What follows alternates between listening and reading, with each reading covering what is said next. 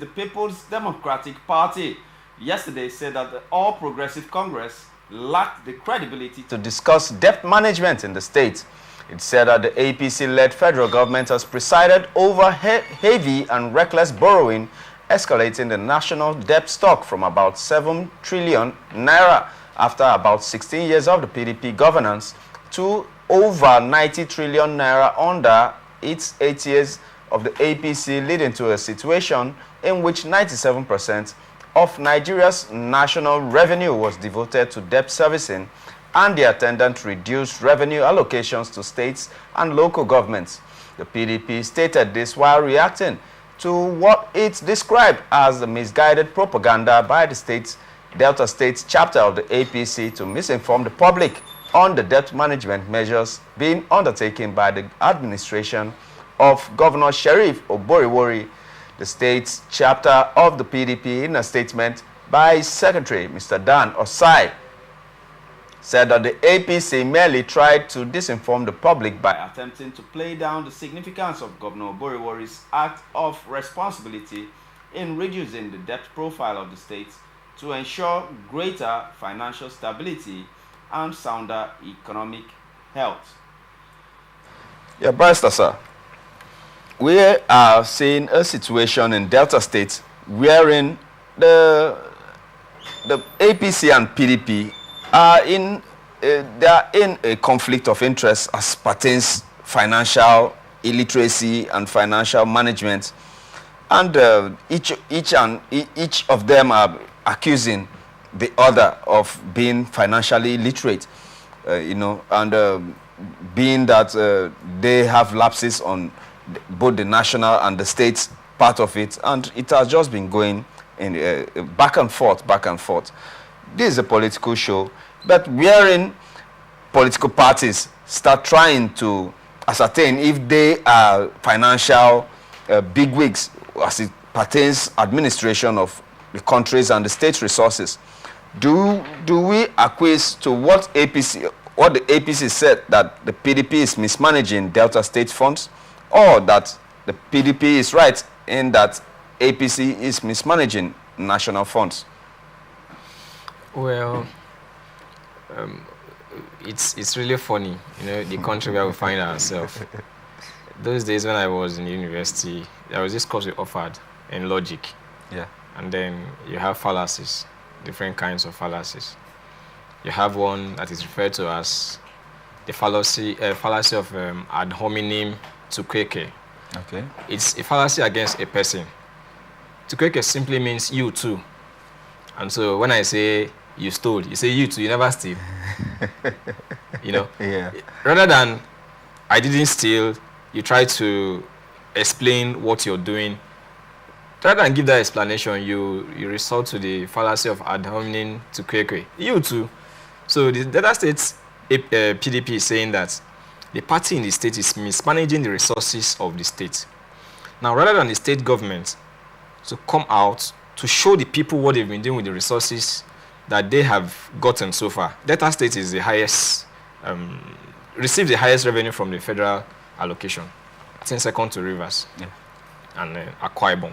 Exactly. So rather than tell the people within this period of time, this is how much we've gotten, and this is what we've done with the resources. We are not mismanaging the resources.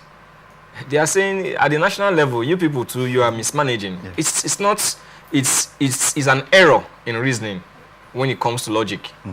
It's a grave error in reasoning.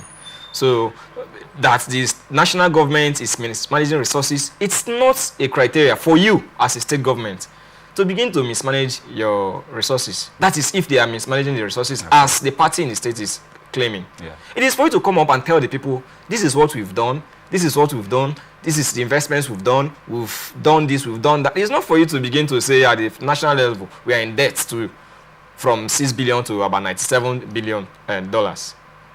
It's not an explanation. It's just like a child goes to school, comes back, he has failed his exam, and you're telling the child, you failed. You say, what, Emeka too failed now. It's not an explanation. Some persons have passed that same exam that the child sat for.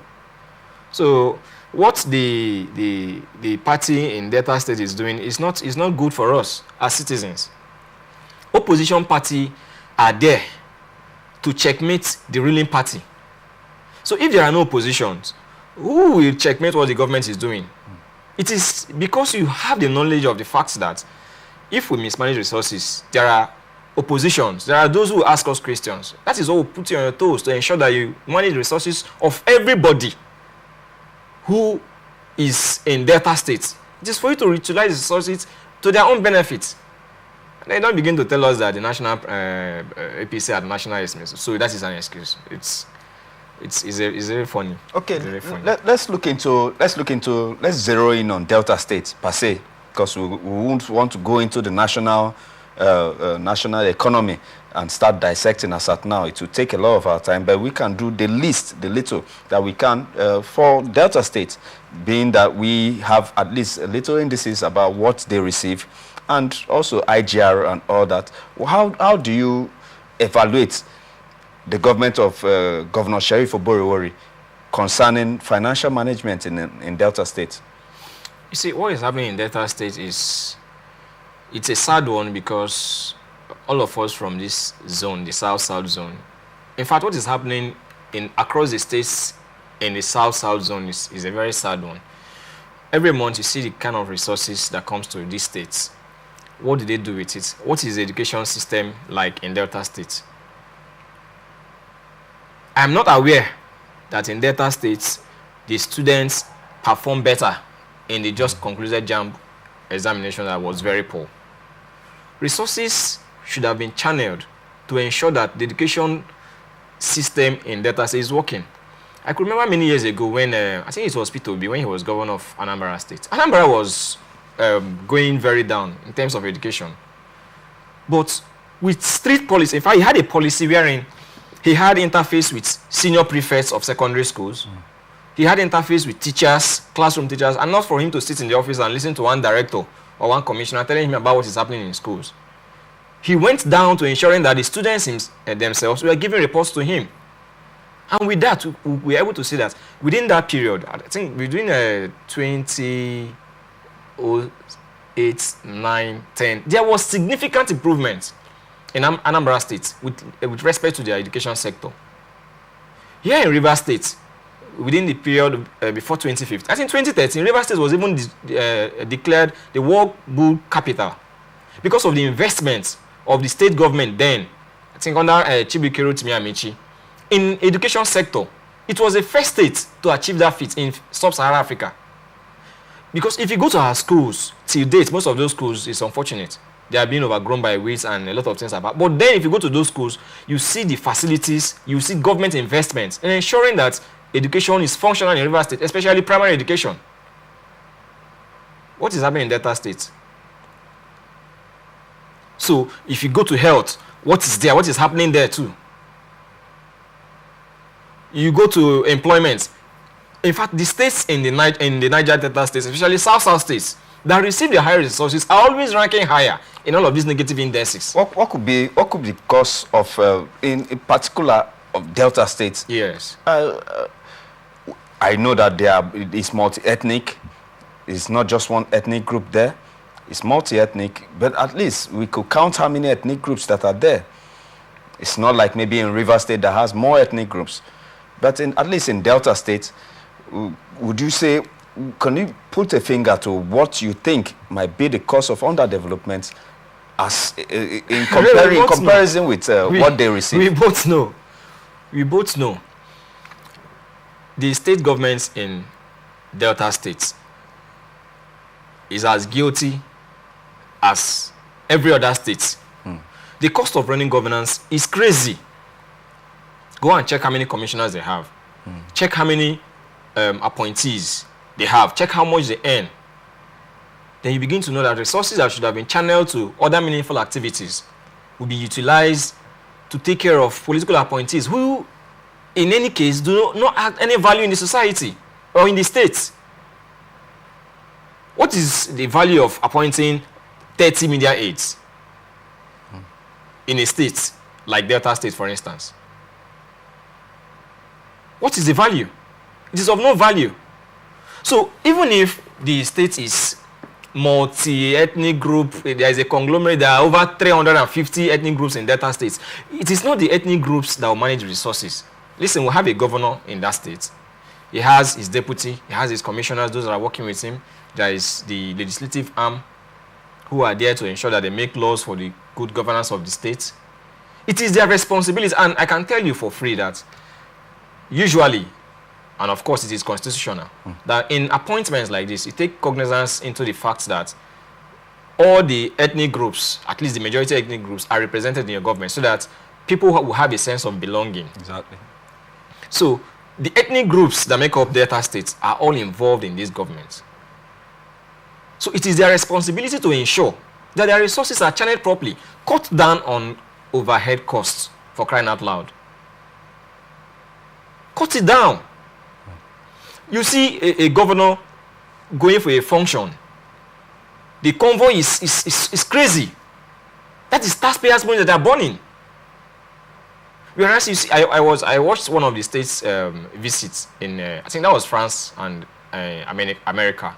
France visited the US, yes, during the peak of this Israel and Hamas crisis. Yeah. I'm talking about presidents of first world countries. I saw the fleet.